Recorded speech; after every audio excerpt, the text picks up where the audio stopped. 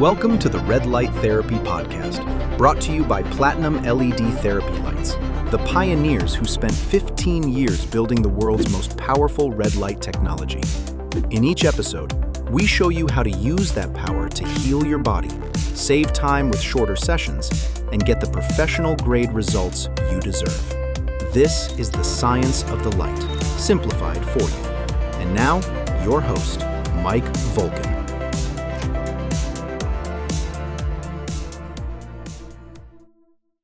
Okay, thank you for joining us on episode number 2 for the Red Light Therapy Podcast. We're continuing on with our Foundations in Performance series. And yet again, our co-host today is longevity and sports performance specialist from West Texas, Dr. Alan Inman. Welcome to the show, Dr. Alan. Hello, everyone. Great to be here again and talk about one of my favorite topics. That's right. Dr. Inman, again, like I mentioned last time, has 2 clinics in Costa Rica. He's a medical director of a stem cell clinic as well.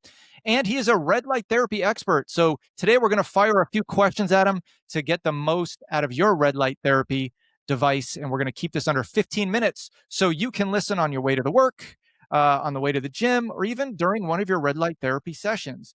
So foundation and performance. Today, we're going to be talking about cutting recovery time in as much as 50%. My first question to you, Dr. Allen, is can I really spend less time at the gym and see more results with red light therapy?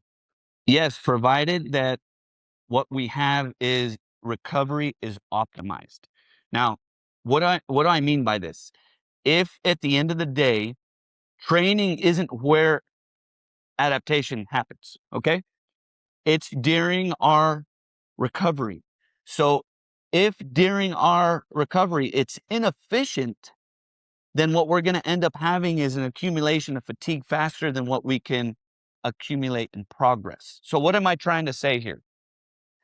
For any athlete, it's important that there is not any fatigue the very next day, because that output in performance will be less and less and less. Because what happens is if you're not recovering well, then at the end of the day, you're not going to have a sufficient amount of protein synthesis. You're going to have an accumulation of inflammation. And then the neuromuscular, the nervous system with the muscles, they won't be recovering and having the signal as they need adequately. So it's important more because of this recovery than it is thinking, it's in time frame. Okay. Okay. Yeah, I mean, I guess with that said, is it better to use the red light therapy before the lift or after the lift of a workout session? It depends on what you're trying to achieve. So let's just say this is a sports athlete and they're looking at it like, I've got a game today and I need to give my best.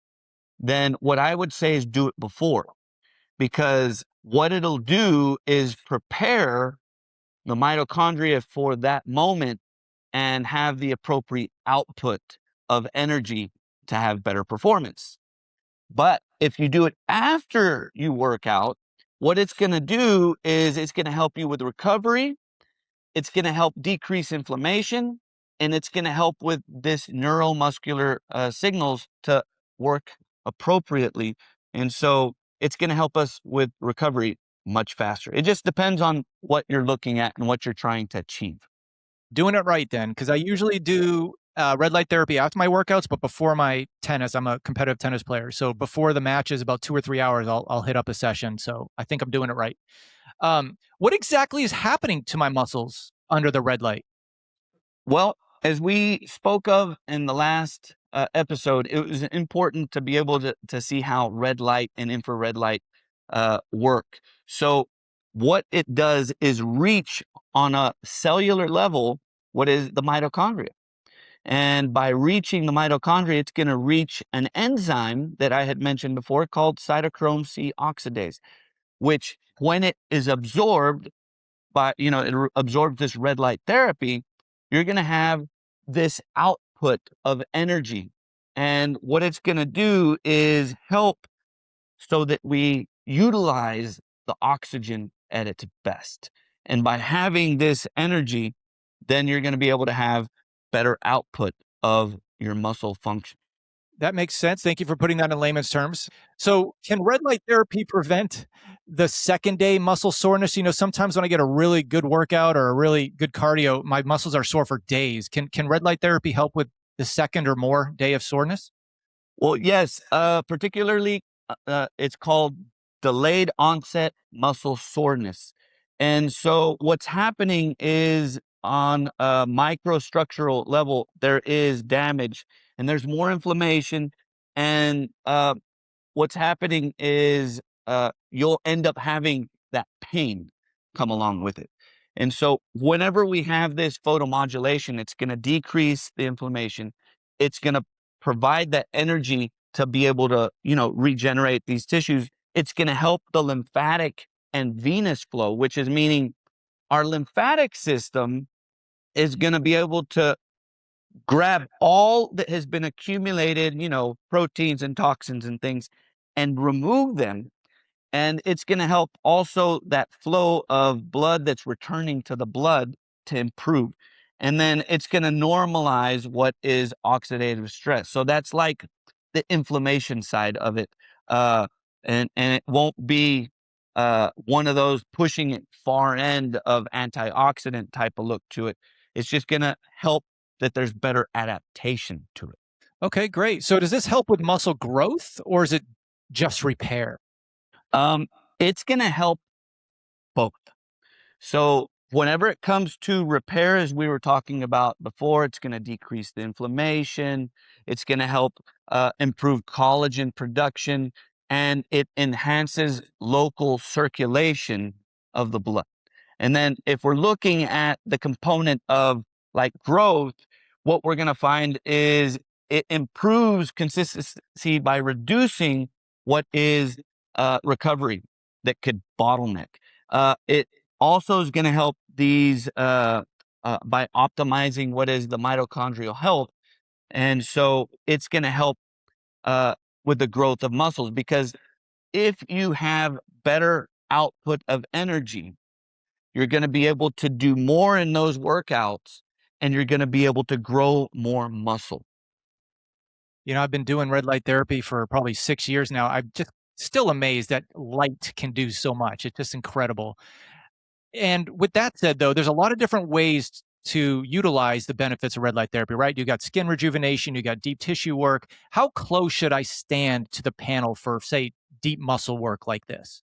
Well, it would be between 6 and 12 inches, because distance matters completely. I mean, if you get too close, then you're not going to have, the effect that you're looking for, because it'll be too much. And then if you go too far, then you won't get the effect that you're expecting. It was kind of like what we spoke of before with the Schultz law, where if you don't have enough red light therapy, you won't get the effect. And then there's that moment where you'll get the optimized effect, and then you can have too much. So getting too close is not going to give you the effect that you're looking for, because it's going to give you too much.